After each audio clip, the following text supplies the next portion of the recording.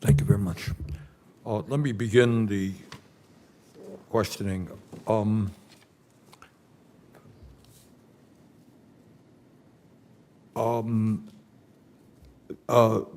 Mrs. Russell Tucker, you mentioned the importance of after-school and summer programs, and I think one of the things we all agree on is that we're going to have to do a lot of treatment, but on the other hand, we're going to have to give young people a lot of positive community-based activity. Can you talk a little bit about the impact that increased funding for summer and after-school programs has had in Connecticut? Thank you, Senator. Really important and I appreciate that question because it's such an important piece of the work that we've been doing. Under our ARP ESSER funding, that we received $11 million for summer enrichment, and we immediately put that to work.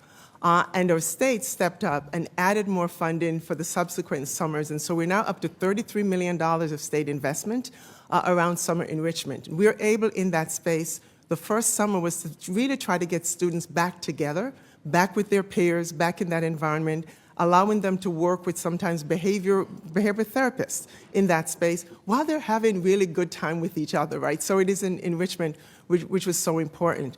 And so we've been able now, we've also evaluated the impact of that reimbursement. As I mentioned in my testimony, over 108,000 students were served that first summer. We're now into summer number 3.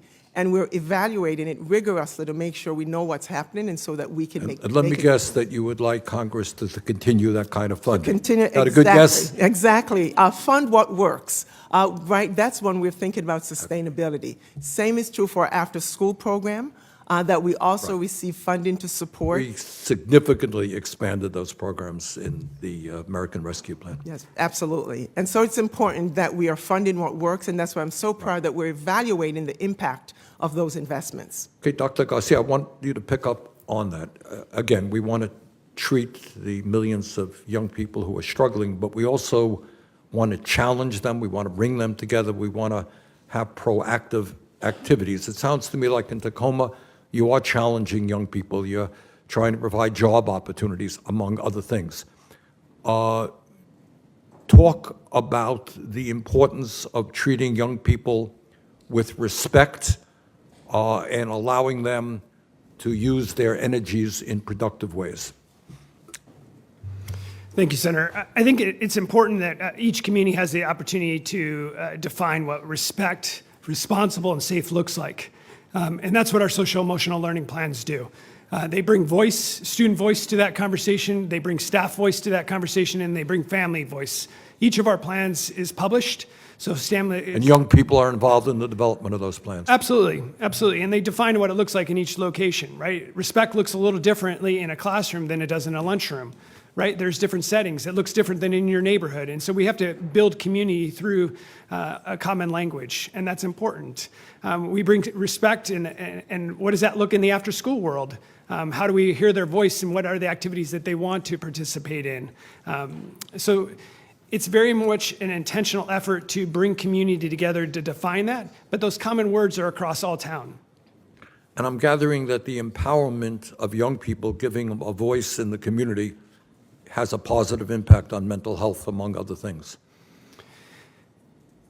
We bring voice in several ways, and we also hear from students. Students have asked me, they've said, Josh, stop asking us our opinions and bringing others to ask our opinions if the adults aren't going to do anything. And that's a really important message. So we bring voice through empathy interviews. We bring data around positive interactions. We have student voice at our board meetings. Students will vote with their feet, if you will. The increased activities and extracurricular activities, not what the adults want to offer, but what do they want to participate in. They've also told us they don't want to be engaged in the business model. They want to know the activity of that. Good. We survey their interests regularly. Okay, let me ask Dr. Osofsky a question. You use the term indefinite uncertainty. What impact, you walk through the streets of Washington this morning, you breathe the air, which is a result of terrible fires in Canada. Young people worry about climate change. We've heard discussions, as Senator Kaine mentioned, his own school, gun violence in the school, kids worry about gun violence. Families all over the country are struggling economically, Louisiana, Vermont. What impact does all of that and more have in indefinite uncertainty about worrying what the future is going to look for these young people, whether there will be a decent future from an environmental point of view, from an economic point of view, from a violence-free point of view? What impact is that having on the lives of young people? I really appreciate your asking that question, because this is something that I struggle with, and a lot of us struggle with as in the mental health world. What children need of all ages growing up is they need to have schedules.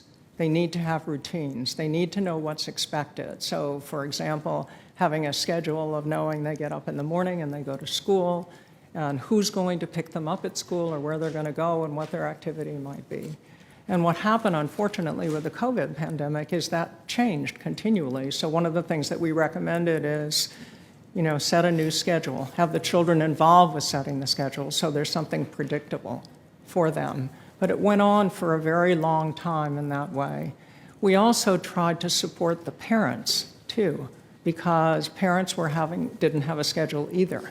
Instead of getting up and if they went to work, going to work and doing whatever, they were having to balance that with educating their children virtually if they were fortunate to have the internet and the equipment that's needed to do that.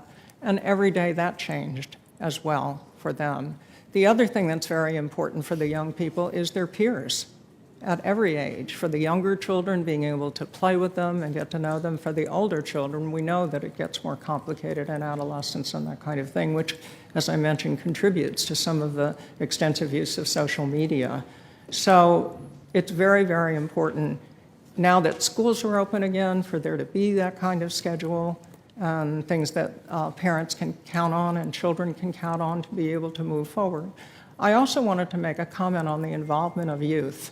We found that to be extremely helpful after there was so much destruction with Hurricane Katrina, that there were a lot of teenagers who were on the streets because there was nothing there for them to do with themselves. There were no activities. So we involved them with recovery. And the teachers who also didn't have classrooms in schools, they involved with recovery so that the teenagers, instead of being in trouble, were able to contribute in positive ways. Okay, thank you very much. My time has long expired. Who's it, Senator Braun or Senator Cassidy? Senator Cassidy. Dr. Ossowski, in some schools, they're limiting information sharing between parents and teachers, effectively